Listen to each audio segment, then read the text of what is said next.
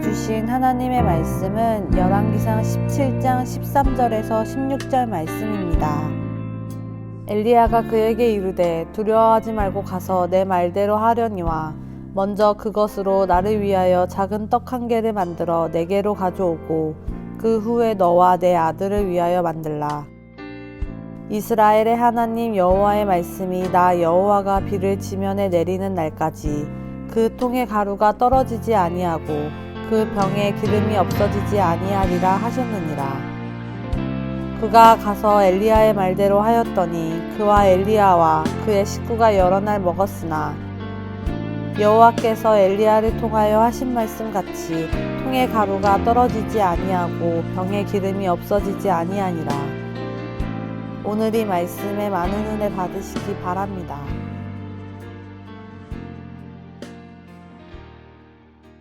엘리야를 가로막는 벽은 어떤 것이었나요? 크게 나누면 첫째는 시돈이라는 장소였습니다. 시돈은 엘리야가 대항하는 하나님의 적대 세력입니다. 이세벨의 고향입니다. 이세벨은 어떤 뜻인가 하면 바알을 숭배한다는 뜻입니다. 바알을 숭배하는 세력들과 엘리야가 지금 대척점에 서 있는데 싸우고 있는데 하나님은 그곳에 엘리야를 보내십니다. 엘리야가 가면 생각했을 것입니다. 나는 가면 죽겠구나. 내가 왕 앞에 서서 가뭄이 그치지 아니할 거다, 비가 오지 아니할 거다 얘기한 걸 이 사람들이 알면 나를 잡아 죽이겠구나. 하나님이 나를 가서 죽으라고 하시는 것이구나. 이런 생각을 하게 될 것입니다. 두 번째는 엘리야가 그곳에 갔을 때 엘리야가 누구의 공개를 받을 것이냐, 말하면 누구 집에서 먹고 자고 생활해야 되는가 하는 것입니다. 너는 시돈으로 가라. 시돈에 속한 사르밧으로 가서 그곳에 있는 과부에게 명하여 내가 음식을 준비했다. 이 과부라는 말을 그 당시 사회학적인 분석에 따라서 분석해 보면 과부는 혼자는 먹고 살 수 없는 사람입니다. 말하자면 하층민 가난한 사람입니다. 엘리야가 그 얘기를 들었을 때 기가 막혔을 것입니다. 시돈에 가는 것도 내게 어려운 일인데 거기서 좀 부유한 집에 내가 머무는 게 아니고 과부에게 빌부터 살아야 되는 것입니다. 굉장히 어려운 일이었습니다. 엘리야의 마음이 고통스럽고 어려웠을 것입니다. 하나님께서 우리에게 이해할 수 없는 환경을 주는 이유가 거기에 있다 하는 점을 나눴습니다. 우리의 신앙은 언제 자라나나요? 우리의 신앙은 내가 모든 것을 이해했을 때는 자라나지 않습니다. 왜 자라나지 않을까요? 내가 아는 거니까요. 내가 모든 걸 이해할 수 있는 순간이 있습니다. 지금은 기도해야 된다. 지금은 일해야 된다. 지금은 하나님이 나를 너무 좋은 곳으로 축복해 주신다. 이럴 때 신앙은 자라지 않습니다. 이해할 수 있으니까요. 신앙은 내가 이해할 수 없는 상황에서 하나님이 무엇인가를 시키고 내가 믿음으로 그 일을 할 때 자라나는 것입니다. 왜 자라나나요? 내가 이해할 수 없기 때문에. 이해할 수 없다는 것은 내가 갖고 있는 깨달음 혹은 인식, 아는 것, 날리지의 범위를 넘어서는 것입니다. 그래서 신앙이 자라나는 것입니다. 우리 인생은 언제 자라나나요? 내가 할 수 없는 걸 할 때 자라나는 것입니다. 이건 도저히 내가 안 돼. 이건 내가 좋아하는 일도 아니고 내 능력도 아니고 난 이걸 원하지도 않아. 근데 그 일을 할 때 자라나는 것입니다. 나도 이 일을 할 수 있구나. 내가 이 정도 할 수 있구나. 내 한계, 내 끝이 여기가 아니구나. 그때 사람은 우는 것입니다. 그때 사람은 뛰는 것입니다. 밤을 새는 것입니다. 신앙도 똑같습니다. 내가 이해할 수 있고 내가 받아들일 수 있고 내가 결정할 수 있을 때는 자라나지 않습니다. 그것은 내 능력 안에 있기 때문입니다. 신앙은 언제 자라납니까? 내 능력 밖에 있는 것을 할 때 자라납니다. 여러분들이 그런 경험이 성악교회 믿음의 공동체에서 신앙생활할 때 좀 자주 있기를 원합니다. 여러분 그때 고민하고 어떤 한계 가운데 있기 때문에 실망하고 주저앉기보다 도전하는 분들이 되시기를 원합니다. 하나님의 명령이 이해가 되지 않을 때 그 명령을 받아들이기에 고민이 될 때 그때가 바로 하나님의 뜻을 내가 경험할 때입니다. 여러분 그 순간이 좀 자주 오기를 원합니다. 엘리야에게도 지금 이 경험이 필요합니다. 왜 그렇죠? 엘리야가 지금 하나님의 일을 시작한 지 얼마 되지 않습니다. 엘리야가 완성된 단계의 선지자가 아닙니다. 엘리야도 계속 자라나야 합니다. 하나님이 나를 어떻게 사용하실지, 이스라엘 가운데 지금 어떤 일이 필요한지 엘리야도 지금 배우는 중입니다. 자라나는 중입니다. 하나님께서는 그래서 우리의 자라남을 통해 뭘 주로 사용하시는가 하면 우리의 환경을 사용하십니다. 내가 서 있는 상황을 사용하십니다. 하나님이 행하시는 일은 어떤 일인가 하면 상황과 환경을 통해서 우리들을 다듬어 가십니다. 어제 세 번째였는데요. 한번 여러분들이 읽어보시면 좋겠습니다. 하나님께서는 상황과 환경을 통해서 우리들을 다듬어 가십니다. 엘리야를 시돈으로 보내신 이유가 분명히 있다는 것입니다. 나의 한계를 뛰어넘는 하나님의 인도하심을 체험하게 합니다. 그때 믿음이 자라는 것입니다. 여러분 예수님을 잘 믿으면 잘 되던 사업이 어려움 당할 수 있습니다. 내가 일 열심히 하고 인정받던 직장에서 갑자기 누가 나를 어렵게 하고 힘들게 하고 어려운 일이 당할 수 있습니다. 여러분 그때가 하나님의 손을 꽉 붙잡을 때입니다. 그때 하나님의 손을 붙잡으시면 여러분의 신앙이 성장하고 여러분이 앞으로 행하는 일들이 확장됩니다. 지경이 넓어집니다. 여러분이 그 경험들을 하시는 게 좋습니다. 그래서 환경은 그리스도인으로 훈련시키는 강력한 도구가 된다 하는 점을 어제 우리가 나누었습니다. 사르밧이란 용광로, 도가니, 연단, 훈련 이런 뜻이 있다는 것을 저희가 함께 나누었습니다. 이어지는 이제 오늘의 교훈인데요. 오늘은 13절부터 16절을 제가 특별히 썼는데요. 첫 번째는 제가 이렇게 써봤습니다. 하나님께서 일을 맡기실 때 하나님의 일꾼들이 우리가 주로 걱정하는 것들이 많이 있습니다.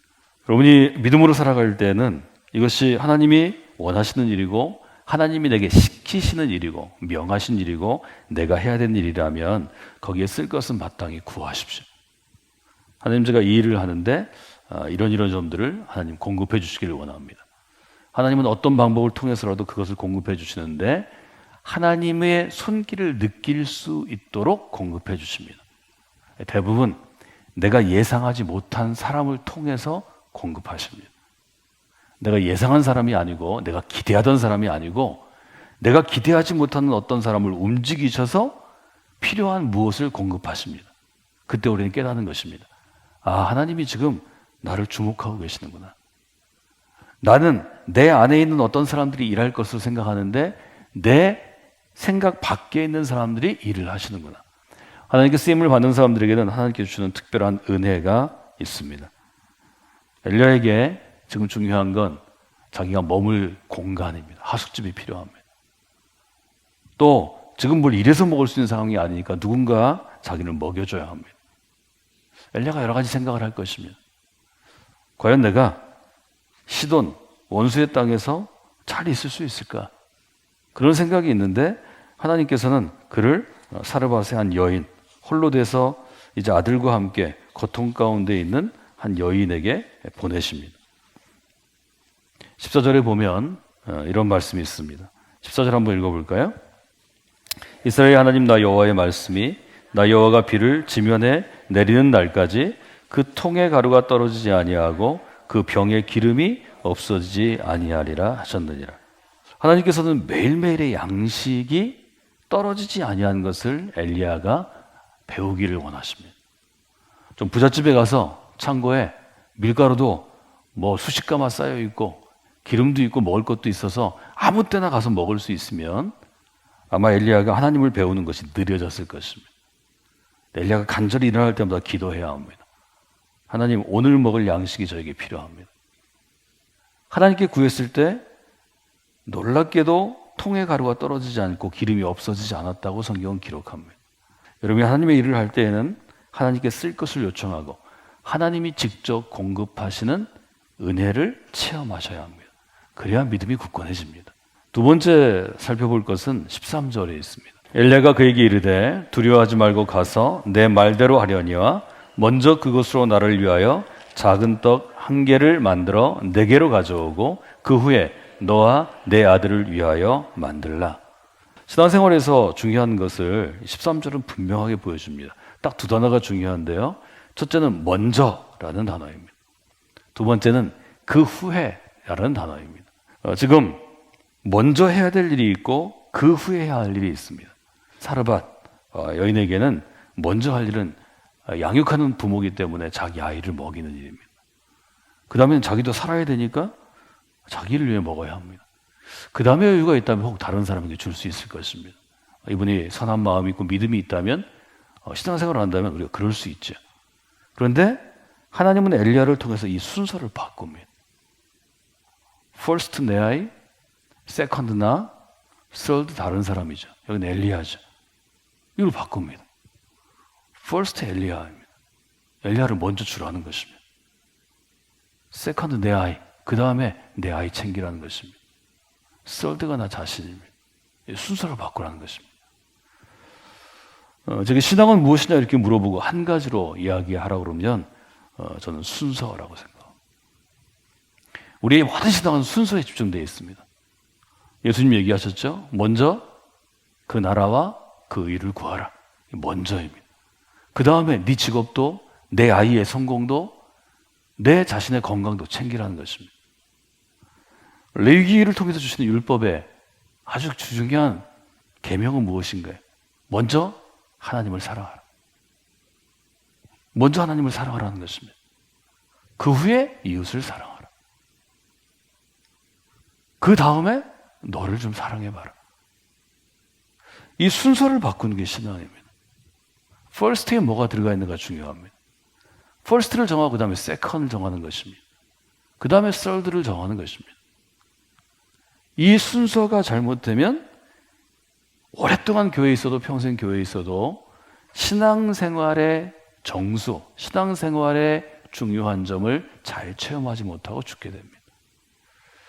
성경은 이 점을 아주 엄밀하게 말씀하셨고 레위기의 핵심, 율법의 핵심이고 예수님이 이것을 다시 풀어서 그 시대에 맞게 설명하시고 우리는 지금 다시 풀어서 우리 시대에 맞게 설명하는 것입니다.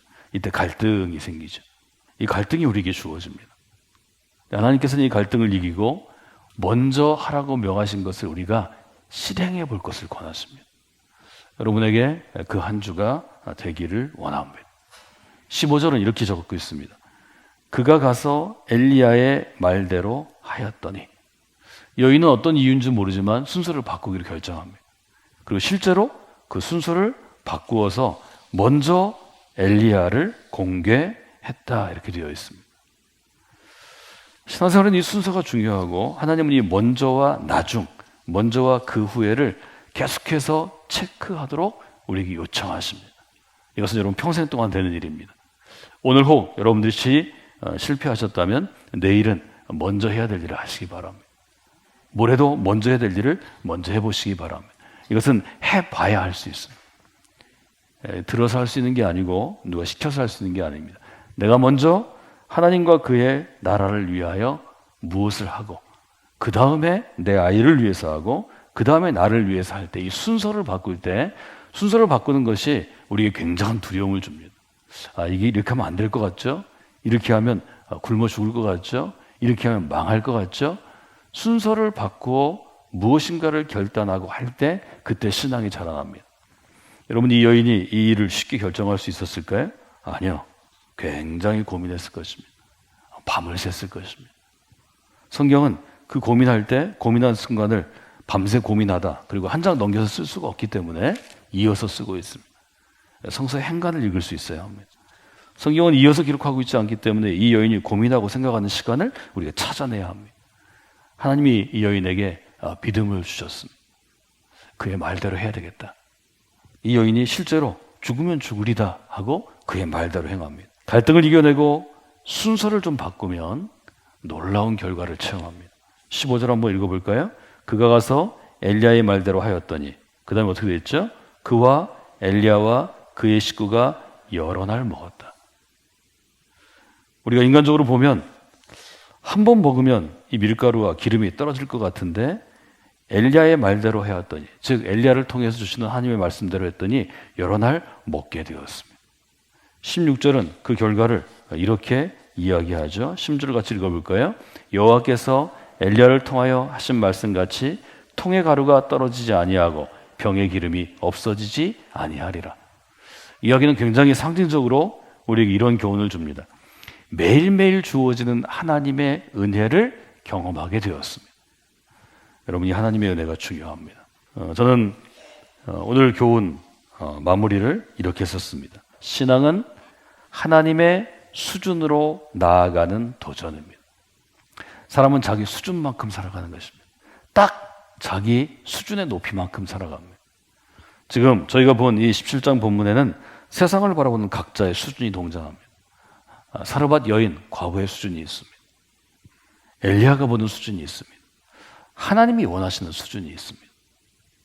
사르밧 과부의 눈인 엘리야를 보면서 엘리야를 통해 자라납니다.